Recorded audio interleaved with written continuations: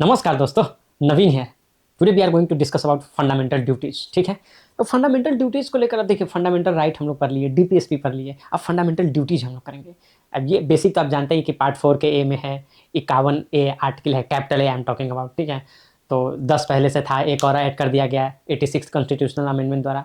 तो ये चीज़ें हैं, क्वेश्चन पूछा जाता है इससे भी। तो अब देखिए, इसमें जो है ना, मतलब आप करेंगे तो इसको जब सोन सिंह कमेटी बैठाया गया, अच्छा क्यों बैठाया गया, कब बैठाया गया अच्छा ठीक है। अब देखिए, कब बैठाया गया, तो मैं आपको एक छोटा सा स्टोरी सुनाता हूँ। देखिए, ये इमरजेंसी के टाइम का बात है मेरे दोस्तों। इमरजेंसी वो कब लगा था, आपको सब पता है। इमरजेंसी कब लगा था? 25 जून, क्या 25 जून 1975 को इमरजेंसी लगा, जो कि 77 में जाकर आप समझिए तो 21 मार्च के आसपास में वो खत्म हुआ था। तो इमरजेंसी के पीरियड में सारे बड़े नेता तो सब जेल में, अटल जी एंड ऑल लेकर, ये लालू यादव एंड ऑल, वो सब भी सब जेल में चले गए थे। तो उस टाइम ना, मतलब इंदिरा गांधी को पूछा गया कि आप ये, मतलब जेंटल रिमाइंडर एंड ऑल, ये सब तो मतलब ऐसा थोड़ी है कि ये बातें पहले से नहीं पता है कि हाँ, कि we have to respect our constitution, we have to abide by our constitution and respect flag and all. हमको अपने जो फाउंडिंग फादर है, जो लड़े हैं इसके लिए, आज़ादी के लिए, तो उनका इज्जत नहीं करना है, उनके नॉवेल्स को फॉलो नहीं करना है। तो ये सब ऐसा थोड़ी कुछ नया बात था। लेकिन फिर भी इंदिरा गांधी से पूछा गया था लिखा क्यों गया, तो वो बोली कि कभी कभी ना ये रिमाइंडर होना ना, ये बहुत ज़रूरी होता है। हम लोग ना राइट के चक्कर में ना अब अपना ड्यूटी ही भूलते जा रहे हैं। तो इज फॉर दिस सीजन वो यहाँ पर है। तो वो इस तरह से इंदिरा गांधी जी ने इस बात को रखा। But if you talk about Gandhi ji, तो Gandhi ji was saying that कि मतलब आप तो क्या है कि you just do your duty. क्या हाँ, आप अपना, if you will do your duty then right will not very far to seek. ठीक है, तो वो बहुत मतलब ऐसा दूर नहीं रहेगा, राइट आपको मिल ही जाएगा। पहले अपना ड्यूटी तो कीजिए। ठीक है, आपका ड्यूटी ये है कि किसी, मतलब बोला जाता है ना कि दो we are not, though I am not agree with your whatever you are saying, but I will defend till my last breath your right to say this. कि ये चीज़ है कि मतलब आप डिसेंट को भी अलाउ कीजिए, है ना, कि कोई आपके खिलाफ भी बोल रहा है उसका भी रिस्पेक्ट कीजिए। बात का बात है तो उसको बातें से काटने की कोशिश कीजिए। तो आपका अपना जो राइट है उसको पाने के लिए आपको अपना ड्यूटी भी एक्सरसाइज करना पड़ेगा। तो ये ड्यूटी जो है ना, ये उस टाइम आया था। तो वो जो इमरजेंसी वाला पीरियड था ना, तो उस टाइम इंदिरा जी ये बात बोली और सोन सिंह कमेटी बैठाई, कांग्रेस के बड़े लीडर थे, बोले बताएंगे कि क्या क्या जो है ना, ये ड्यूटी होना चाहिए जो कि ये फॉलो करे सिटीजन अपने। तो ये बात उस टाइम की है। फिर इस ये सोन सिंह साहब से भी पूछा गया कि सर कि क्यों, तो बोले कि it will going to strengthen the democracy. क्या हाँ, it will going to strengthen the democracy, ऐसा उनका मानना था। ठीक है, अब आप देखिएगा तो ये जो ड्यूटी जो है ना, ये सिटीजन्स के लिए है। क्या हाँ, ये सिटीजन्स के लिए है ये ड्यूटी। ठीक है, और मतलब ये जैसे बोला जाता है ना कि विथ पावर कम्स रिस्पॉन्सिबिलिटी, तो वही है कि with right comes duty and all. तो आपको अब ड्यूटी भी करना होगा और ड्यूटी भी पढ़ना भी होगा। ठीक है, तो इसमें देखिएगा, आपको लगा कि बोलने के लिए बोल दिया कि ये जेंटल रिमाइंडर है, but it is nothing like that कि ये सीधा जेंटल रिमाइंडर है। एकदम ऐसा बात नहीं कि ये सिर्फ एक जेंटल रिमाइंडर है। इसके पीछे ना कुछ, क्या हाँ, कुछ अगर आप देखिएगा तो उसके पीछे ना जेंटल रिमाइंडर के साथ साथ एक बाइंडिंग, मतलब ये लॉ भी है। जैसे ये देखिए, जो मैं रेड रेड से लिखा हूँ ना, क्या हाँ, जो मैं रेड रेड से लिखा हूँ, तो इसके पीछे तो नहीं है, इसको आप नॉर्मल रहने दीजिए। ठीक है, इसको आप नॉर्मल रहने दीजिए। तो जो रेड रेड से लिखा हूँ, तो उसमें क्या है कि इसके पीछे एक बाइंडिंग फोर्स है। इसको अगर आप नहीं फॉलो कीजिएगा तो you may go to behind the बार।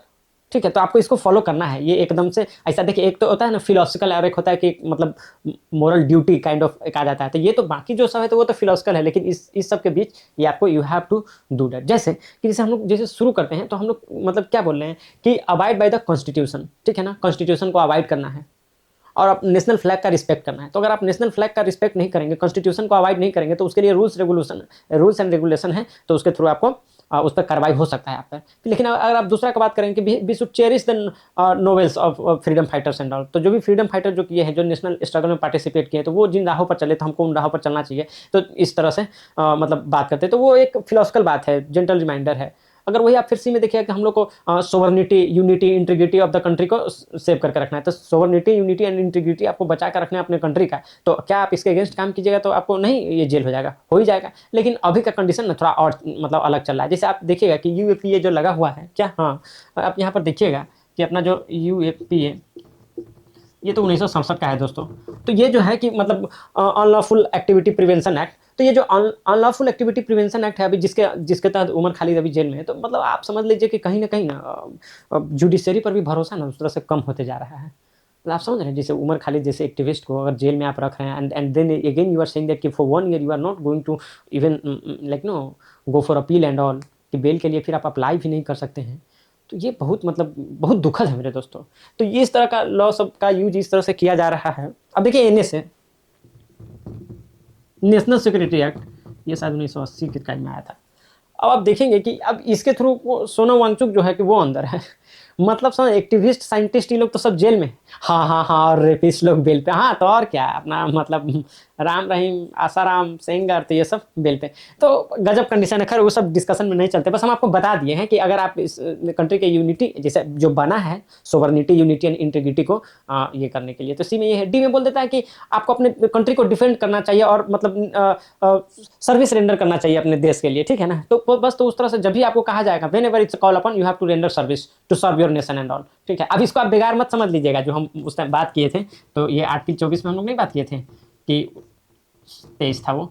हाँ, तो 23 में हम लोग नहीं बात किए थे मतलब इमोरल ट्रैफिकिंग एंड फिर बिगाड़ फोर्स लेबर एंड ऑल, तो इसको आप फोर्स लेबर मत समझ लीजिएगा, पहला बात, ठीक है।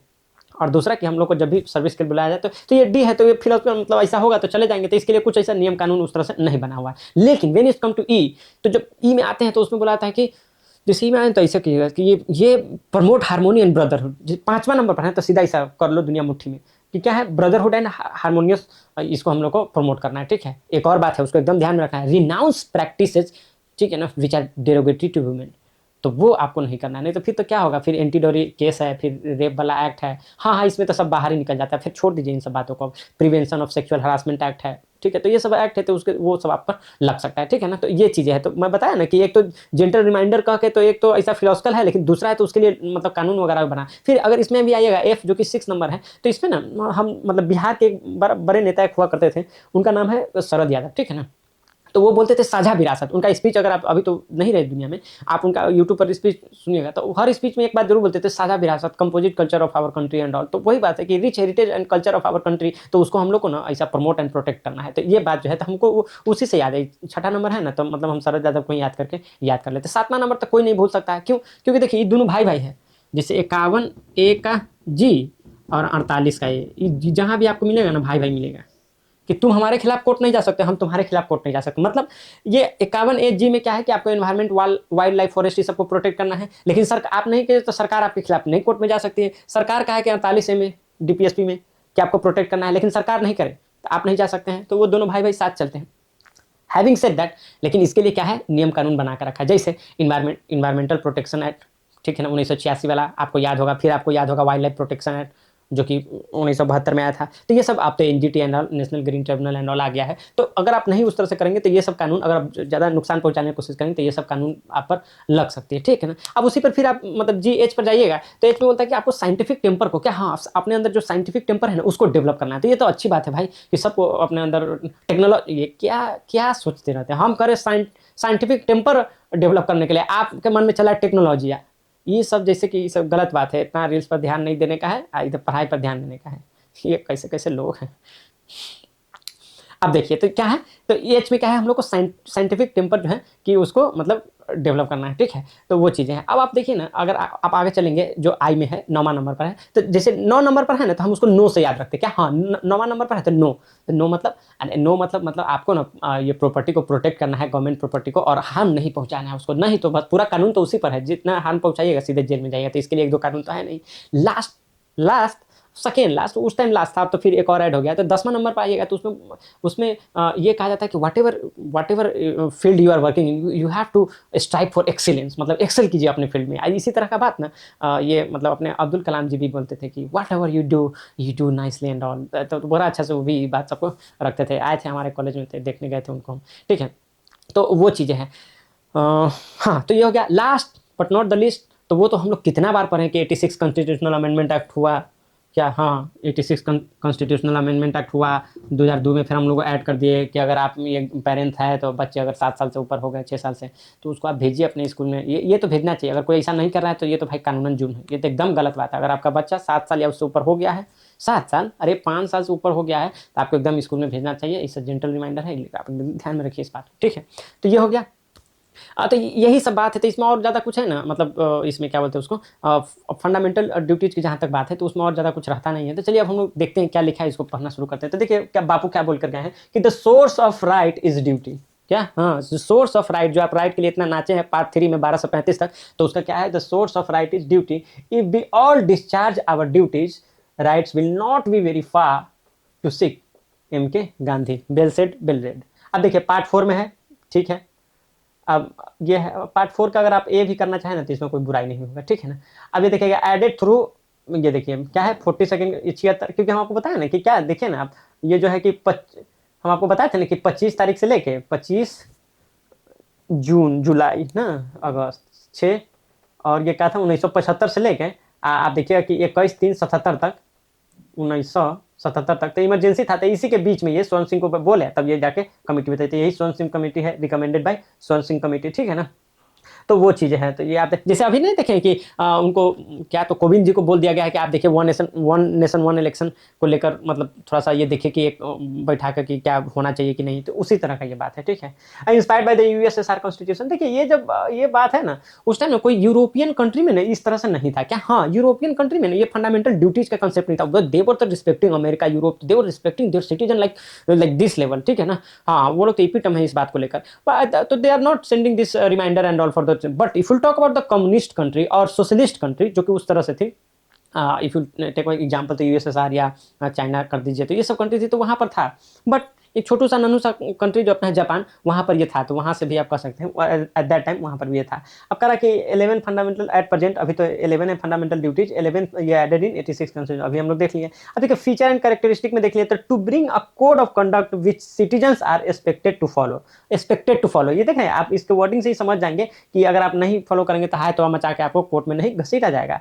एप्लीकेबिलिटी है तो only to the Indian citizen, तो ये एप्लीकेबल किस पर है, तो only to the Indian citizen पे, ठीक है। टाइप्स क्या है, तो ये क्या है, मोरल एंड सिविक है, तो मोरल तो क्या, प्रमोटिंग स्पिरिट ऑफ पेट्रियटिज्म, नहीं बोले कि brotherhood, no yes we should promote brotherhood, harmony, say no to derogatory practices of women, तो ये सब चीजें है, तो वो स्पिरिट का बात है, एकदम जोश में रहने का, यूनिटी इंटीग्रिटी सबको बचा कर रखने का कंट्री का। अब कह रहे हैं respecting the national flag and national anthem, तो ये सब क्या है, तो ये सिविक है, लेकिन ये सिविक नहीं है, इसमें देखिए अवॉइड बाय द कॉन्स्टिट्यूशन, तो आप कॉन्स्टिट्यूशन से अवॉइड नहीं रहिएगा तो फिर तक जेल चले जाएंगे ना मेरे दोस्त, तो ये इतना सिविक और इतना जेंटल रिमाइंडर भी नहीं है, सीधा हाँ। अब ये देख लीजिए जो हम ऐसे अभी बताए थे, तो उसको एक एक करके हम लोग देख लिखते हैं, avoid by the constitution, respect national flag entity, तो वो हो गया। फिर आप देखिएगा follow noble ideals of national struggle, तो नेशनल स्ट्रगल में किस तरह से हम लोग किए, तो वो सब देखना है। अब उसका क्या देखिए, तो फिर सी देखिए खतरनाक, protect sovereignty unity and integrity of India. फिर डी है chill, defend the country and render national service, ठीक है ना, वही आर्टिकल 23 वाला। अब क्या, फिर ई में देखिए promote harmony and brotherhood, renounced practices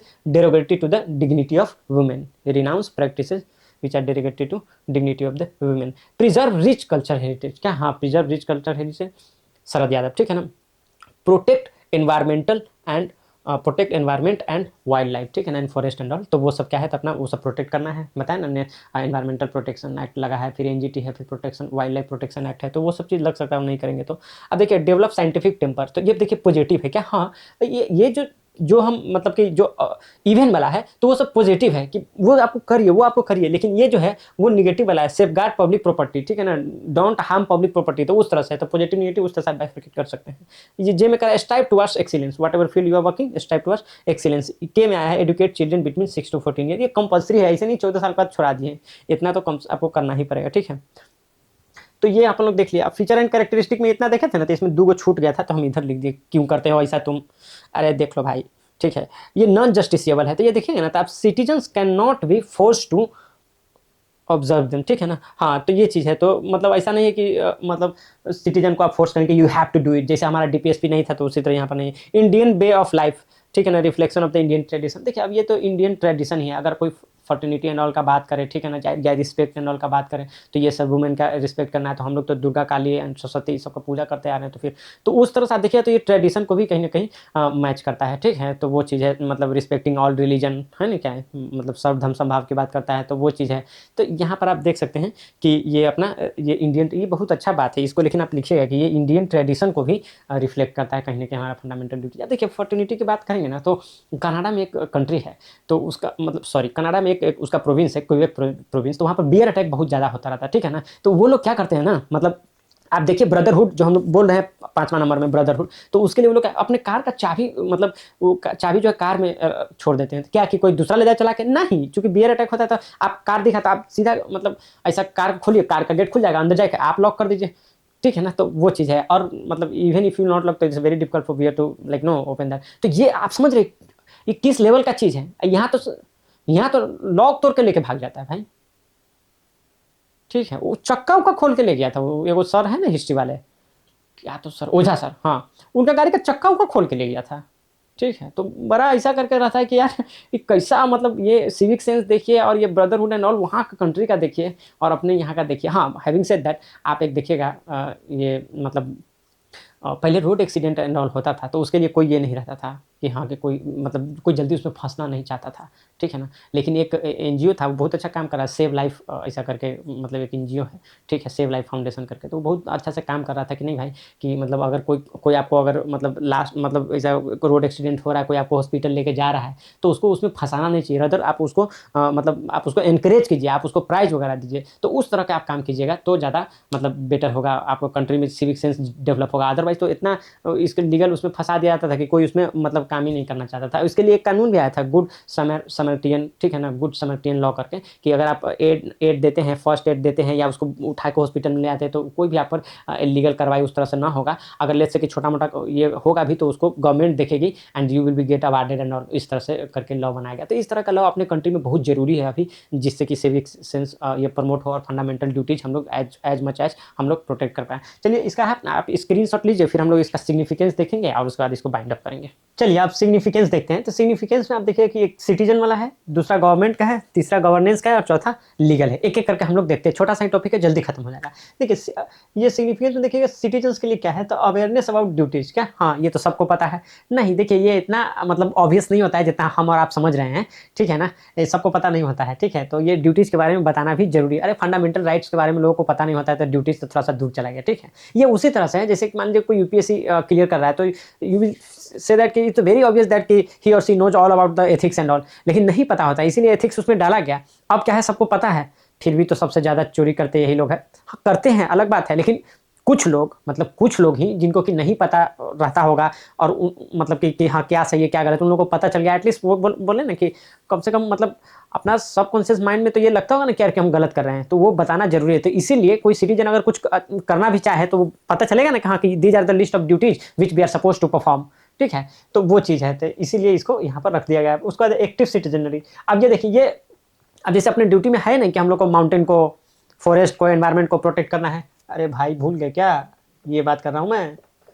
तो इसीलिए आप देखें ना अरावली वाला प्रोटेस्ट के लिए कैसा समझौता से सब लोग निकला। वो सही बात है कि it is going to affect them directly. हाँ, आप ये मतलब अब हम लोग उस स्टेज पर आ गए हैं या समझिए क्रॉस पे कर, जहां पर क्या है ना कि एनवायरमेंट हम लोग को लाइफ को directly protect, we are not protecting environment just for the sake of environment and all, नहीं, आप अपना own for own sake, for our own sake we are protecting environment and all, ठीक है। तो ये चीजें हैं, तो इसलिए तो ये एक्टिव सिटीजनरी को कहीं ना कहीं प्रमोट करता है। अगर आप देखिए तो चिपको आंदोलन एंड ऑल, तो वो आप लेके आ सकते हैं यहाँ से। अब ये देखिए ensure fundamental rights of other, हाँ, ये अदर्स का फंडामेंटल राइट को भी इंश्योर करता है। अब जैसे कि आप बोलते हैं ना कि एक डिग्निफाइड लाइफ होना चाहिए और वुमेन के प्रति आप कोई नहीं बोलता है renounce all the practices which is derogatory to womens and all, ठीक है ना, वुमेन के डिग्निटी के जो अगेंस्ट में है, तो वो आप क्या कि उसका फंडामेंटल राइट को एक्सरसाइज करने में उनको अच्छा लगेगा।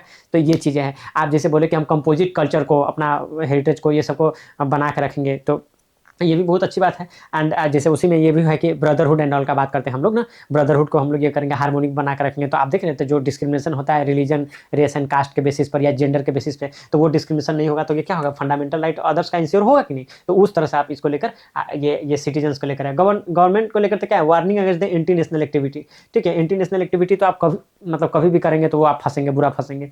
तो लेकिन अब जो चीज़ें, लेकिन कुछ चीज़ ऐसा जो पता नहीं था, जैसे बर्निंग फ्लैग, डिस्ट्राइंग, इसको हम लोग मोरल वैल्यू में रखते थे कि अरे जैसे नहीं होता कि हाथ से कॉपी गिर गया, नीचे गिर गया तो गोर ला के उठाते हैं, पेन गिर गया तो गोर ला के उठाते हैं, ऐसा नहीं करते हैं। तो उस तरह से ऐसा था कि नहीं फ्लैग को नहीं जलाना है। लेकिन नहीं, कानून बना दिया गया, ये नेशनल ऑनर एक्ट ये बना दिया गया कि भैया ये नहीं है कि आपको ये करना है, अगर नहीं कीजिएगा तो मतलब पनिशमेंट भी उसके लिए कुछ कर दिया गया, जैसे बर्निंग फ्लैग को लेकर, डिस्ट्राइंग पब्लिक प्रॉपर्टी एंड ऑल को लेकर। तो ये चीज़ें हैं, इसके आने से ये चीज़ें फायदा हुआ। आप देखिए इन्फोर्सेबल थ्रू द लॉज, तो ये देखिए यही लॉज से भी हम कहीं कहीं इसको जहाँ भी नीड लगा है, क्या, हाँ, गवर्नमेंट को जहाँ भी नीड लगा है तो वो लॉ बना के भी इसको क्या किया है, इन्फोर्स किया है। समझ गए ना। तो इस तरह से ये क्या है, गवर्नमेंट के लिए है। फिर इस अब आ जाता है गवर्नेंस पे, तुम इधर इधर क्यों लिखते हो, यहाँ से क्यों नहीं शुरू किए, सॉरी अबाउट दिस, ठीक है ना, बाय मिस्टेक हो गया, ठीक है, आगे चलिए। गवर्नेंस का देख लो, गवर्नेंस का क्या है, balance between rights and duties. हाँ, मतलब आपके पास अगर राइट दिया गया है तो अब बताया ना, उसी टाइम इंदिरा गांधी से पूछा गया तो मैडम गांधी बोली कि sometimes it's necessary to like no give citizen reminder also कि if they are always crying for the rights then they should do duties as well, ठीक है? तो वो चीज़ें हैं, तो वो वहाँ से, या बापू गांधी बापू भी यही बोलते थे कि if you are going to do your duty rightly then the rights will not be very far to seek. तो वो चीज़ है, तो वो balance between the rights and duties जो है ये बना के रखता है, ठीक है? उसके बाद देखिए betterment of society, betterment of society, हाँ, ऑब्वियसली सोसाइटी का बेटरमेंट तो होगा ही। अगर आप जैसे कि आप उस नोवेल्स को फॉलो करेंगे, वो पाथ को ट्रैवल करेंगे जो अपने फाउंडिंग फादर्स, जो अपने फ्रीडम स्ट्रगल में जो वो लोग लिए थे, वो जो बताए थे कि हाँ, कि this kind of country we are aspiring for, तो उस तरह को, उस चीज़ों को फॉलो करेंगे, जिस तरह से वो लोग हार्मोनी बना के आपस में रखे हुए थे, हिंदू मुस्लिम सिख ईसाई आपस में सब भाई भाई, तो उस सबको लेकर करेंगे तो सोसाइटी का बेटरमेंट तो होगा ही। वुमेन के प्रति डेरोगेटरी वर्ड का और मतलब उस तरह का चीज़ें का एक्शन नहीं रखेंगे, तो उससे तो सोसाइटी होगा ही, हार्मोनी और ब्रदरहुड आएगा तो सोसाइटी आगे बढ़ेगा ही, है कि नहीं? तो उस तरह की चीज़ें हैं। अगर आप साइंटिफिक टेम्पर अपने अंदर बढ़ाएंगे तो सोसाइटी आगे बढ़ेगा ही, है ना? आप अगर खुद को एक्सेल करेंगे तो सोसाइटी तो आगे बढ़ेगा ही। तो एक्सीलेंट मतलब कोई भी स्टूडेंट ऐसा करेगा, किसी भी फील्ड में हम लोग आगे बढ़ेंगे, चाहे वो मतलब अगर आप रॉकेट बना देता हो, चाहे आप ओलंपिक में मेडल ला देता हो, कंट्री तो आगे बढ़ेगा ही ना। तो वो चीज़ है, बेटरमेंट ऑफ सोसाइटी होगा। डेवलपमेंट ऑफ द नेशन, अब obviously betterment of the society is culminating and then it will obviously going to betterment of the country, country itself, development of the nation itself, है कि नहीं? ये तो मतलब आप समझिए कि दीज आर द स्टेप्स, ये betterment of society are the step and this one is like roof, development of the nation ultimate जो अपना गोल रहता है। फुलफिलमेंट ऑफ सोशल कॉन्ट्रैक्ट, ये सोशल कॉन्ट्रैक्ट वहाँ से आया था ना कि देखिए सोशल कॉन्ट्रैक्ट एक कॉन्ट्रैक्ट होता है, मतलब स्टेट एंड उसके जो भी मतलब सब्जेक्ट तो नहीं के सिटीजन्स के, ये तो उसके बीच में होता है। हम लोग अपना स्टेट को सारा पावर देते हैं कि आप रूल बनाइए, नियम कानून बनाइए। और जनरली ये शुरू में जहाँ से हुआ ना, तो वो इसलिए हुआ था कि आप ना, आप सिर्फ प्रॉपर्टी को और लाइफ को प्रोटेक्ट कीजिएगा, बाकी बीच में आप इंटरफेयर नहीं कीजिएगा, ऐसा स्टेट को बोला गया। यहीं से सोशल कॉन्ट्रैक्ट वाला मतलब कि ये चीज़ उभर के आया। लेकिन बाद में स्टेट इतना मजबूत होते चला गया कि एक टाइम ऐसा है कि लोग बोलने लगे कि state is nothing of March of God on earth. क्या? हाँ, state is nothing but March of God on earth, कि स्टेट आप समझिए कि भगवान का रूप है धरती पर, तो जो बोल दिया वो सही हो गया। तो ऐसा चीज़ मतलब डेमोक्रेटिक कंट्री में is not sounding very good. तो वो चीज़ है, तो ये फुलफिलमेंट ऑफ सोशल कॉन्ट्रैक्ट है। तो आपका कुछ सिटीजन का भी कुछ मतलब ये है, मतलब राइट्स है, तो फिर मतलब सिटीजन का कुछ ड्यूटीज भी है कि अब भाई ये ड्यूटीज आपको करना है, then you can exercise this is the rights. Okay, तो वो चीज़ है, तो फुलफिलमेंट ऑफ सोशल कॉन्ट्रैक्ट भी इससे हुआ। उसका लीगल में देखिएगा फुलफिलमेंट ऑफ इंटरनेशनल ऑब्लिगेशन। अब इंटरनेशनल ऑब्लिगेशन बात भी किए थे हम कि किस तरह से अगर आप बात करते हैं कि मतलब ये चीज़ है कि जेंडर जस्टिस को हम प्रमोट करें, ठीक है? तो इसमें तो वो जेंडर के बारे में बताया गया है, किस तरह से वहाँ पर बात होता है कि एक मतलब डिग्निफाइड लाइफ हो। ये तो मतलब ऐसा है ना, इंटरनेशनल का बहुत सारा लॉ भी है और कि हाँ, कि एक डिग्निफाइड लाइफ होना चाहिए। एक मतलब सारे सिटीजन का नहीं होता है कि मतलब जैसे अपना NHRC है, ठीक है ना, नेशनल ह्यूमन राइट्स कमीशन, तो ऐसा वर्ल्ड लेवल पर भी होता है। तो वो चीज़ तो यहाँ पर भी बात की गई है कि हाँ, कि हम लोग का हार्मोनी बना कर रखना है, ठीक है ना। तो वो चीज़ें है, तो इंटरनेशनल मतलब ऑब्लिगेशन को भी इसके द्वारा हम लोग फुलफिल कर सकते हैं। अब हम लोग आते हैं, छोटा सा पोर्शन बच गया है क्रिटिसिज्म का, तो नॉट एग्जॉस्टिव। तो मतलब अब देखिए, ये तो कभी भी नहीं होगा, आप कितना भी लिख दीजिएगा फिर भी एग्जॉस्टिव नहीं होगा, तो ये तो रहेगा ही। ड्यूटी टू पे टैक्सेज अब्सेंट, नहीं, इनडायरेक्ट टैक्स तो पे करते हैं, हाँ इनडायरेक्ट तो पे करते हैं, लेकिन कितना लोग डायरेक्ट कभी छुपा बचा लेते हैं, तो वो उस तरह से है। तो ड्यूटी टू पे टैक्सेज वो अब्सेंट है, वो भी वहाँ पर होना चाहिए। अब ये देखिए, इसका रिकमेंडेशन में भी आया था, फिर बाद में इसको I don't know why drop कर दिया गया। हाँ, ये है कि नो अंडरलाइंग थीम, तो ये अंडरलाइंग थिंग नहीं है, जैसे हम आपको बताया ना ACE, तो ये सब है, तो ये अलग अलग है, तो इसके लिए एक मतलब बाइंडिंग लॉ है, फिर उसके लिए नहीं है। ये तो हम लोग ऐसा ढूंढ लिए हैं, ऐसा सोच के नहीं बनाया गया। देखिए, एक बात समझने की कोशिश कीजिए कि जैसे आप ये भी पढ़ रहे थे ना, DPSP भी पढ़ रहे थे, DPSP भी पढ़ रहे थे, तो उसमें भी जो बताया गया था कि हाँ, कि ये मतलब ये सोशलिज्म वाला है, ये गांधीयन प्रिंसिपल है, ये लिबरल इंटेलेक्चुअल है, तो ये कॉन्स्टिट्यूशन में ऐसा कुछ दिया नहीं गया, लोग अपना कन्वीनियंस के लिए ऐसा बना लेते हैं। उसी तरह से हम जो बताए थे कि हाँ, कि जो आप देखिएगा कि A हो गया, C हो गया, E हो गया, G हो गया, तो ये सब है। तो हाँ, तो ये सब में क्या है कि इसके लिए कानून बना है बाइंडिंग करने के लिए, ठीक है ना। तो लेकिन ये जो दूसरा वाला है, तो उसमें कानून नहीं है, वो बस आपका समझिए मोरल ऑब्लिगेशन और उस टाइप से है। तो उसी तरह से आप देखिएगा, तो ये जो है कि ये कॉन्स्टिट्यूशन में उस तरह से नहीं किया गया है, ये हम लोग अपना कन्वीनियंस के लिए कर लेते हैं। तो वही बात है कि नो अंडरलाइंग थीम है, ये क्या है, पेजाइडलिस्ट ऑर्गेनाइज, ठीक है। ये क्या है, वेग, एम्बिगुअस, मियर मोरल परसेप्ट्स। अब देखिए, ये मतलब ऐसा करके वही है, बेग है, थोड़ा एम्बिगुअस है। अब मोरल पर्सपेक्ट के लिए कि भाई कि हाँ, कि ठीक है, आपको करना है कीजिए, नहीं करना नहीं कीजिए। अब जैसे आपको चेरिश करना है कि हाँ, कि भाई कि कैसे सुभाष बाबू किए थे, या डॉक्टर अम्बेडकर किए थे, गांधी किए थे, भगत सिंह किए थे, तो आप कीजिए उनके act and what ever things they have done. Otherwise नहीं करना है तो नहीं कीजिए, ठीक है। तो उस तरह की बात होती है, आपको प्रमोट करना है हारमोनी तो कीजिए, नहीं तो फिर तो आपको मतलब नहीं करना है, अनबक भन के हेट फैलाना है तो वो भी फैला सकते हैं। अब क्या ये है, अब एक लेकिन हद पार होगा तो फिर देन उसका कॉन्सिक्वेंसेस तो होगा ही। नॉट इन्फोर्सेबल, ठीक है, तो वही बात है, आधा इन्फोर्सेबल है, आधा नॉट इन्फोर्सेबल है। नहीं, कोई इन्फोर्सेबल नहीं है, आप किसी भी चीज़ के लिए कोर्ट में नहीं जा सकते। हाँ, अगर आप कोई जो पहले से ही कानून बना है, जैसे ये कानून तो बाद में बना, लेकिन और बहुत कानून पहले से भी बना हुआ है कि अगर आप ऐसा कि आप यूनिटी इंटीग्रिटी ऑफ नेशन का आप हिफाज़त कीजिएगा, आप इंटरनल सिक्योरिटी का आप मतलब डेंजर में लाइएगा, तो आपको कभी भी आपको ऐसा करके सज़ा होता है, ठीक है। अब ये देखिए socio economic challenges, socio economic challenge है poverty, literacy and ETC, observing fundamental duty. भाई इतना अशिक्षा, बीमारी और बेरोजगारी ये सब है कि किसी को कहाँ उतना ये सब चीज़ समझ में आता है या टाइम है समझने का। फंडामेंटल राइट्स के बारे में तो अभी हम लोग तो like we are into this business ना, हम लोग पढ़े पढ़ाएं तो इस फॉर दिस सीजन हम लोग इतना अवेयर है इन सब चीज़ को लेकर। नहीं तो आप नॉर्मल सिटीजन क्या, आप नॉर्मल इंजीनियर से आप पूछते फंडामेंटल राइट और फंडामेंटल ड्यूटीज एंड ऑल, तो though they are very much like no excellent in their academic and all, मतलब in their subjects, but still if you talk about these all this things तो they don't have much idea about it, okay. तो वो चीज़ है, तो कहाँ उतना लोगों को पता रहता है, तो ये चीज़ है। इसमें तो थोड़ा सा सोशियो इकोनॉमिक चैलेंजेस तो है ही। अपार्ट फ्रॉम दैट आप समझिए कि ये भी है कि अगर स्कूल्स में फंडामेंटल राइट्स एंड ये सब चीज़ों को उतना ध्यान से तो ये बताया नहीं, पढ़ाया नहीं जाता है, ठीक है ना। तो वो चीज़ है, सेक्स एजुकेशन एंड ऑल, तो ये सब तो अभी भी टैबू ही माना जाता है अपने स्कूल्स एंड ऑल में। तो खैर चलिए ठीक है, यही है ये फंडामेंटल ड्यूटीज़ का जो टॉपिक है ना, बहुत छोटा टॉपिक है, और I think that's all from my side, ठीक है। अब नेक्स्ट वीडियो में फिर से हम लोग अब नए एनर्जी के साथ लाएंगे। अब थोड़ा सा ये देखिए, अभी जो अपना डीपीएसपी था या फंडामेंटल राइट्स था, या हम लोग अभी ड्यूटीज किए हैं, प्रीएम्बल भी कर चुके हैं, तो ये 4 टॉपिक का ना एक अलग जोन है। अब हम लोग एक दूसरा जोन में एंटर करने जा रहे हैं। क्या? हाँ, अब एक दूसरा जोन में एंटर करने जा रहे हैं, पार्ट 5 में जा रहे हैं एंटर करने के लिए। तो वो जो है ना, हम वहाँ पर हम लोग अब देखेंगे, अब आगे चल के देखेंगे कि किस तरह से प्रेसिडेंट के बारे में पढ़ेंगे, फिर गवर्नर के बारे में पढ़ेंगे, फिर फेडरलिज्म के बारे में पढ़ेंगे। तो ये सब चीज़ अब हम लोग शुरू करने जा रहे हैं, ठीक है। तो stay tuned, and now Naveen Kumar is signing off. Take very good care of your health. Bye bye guys.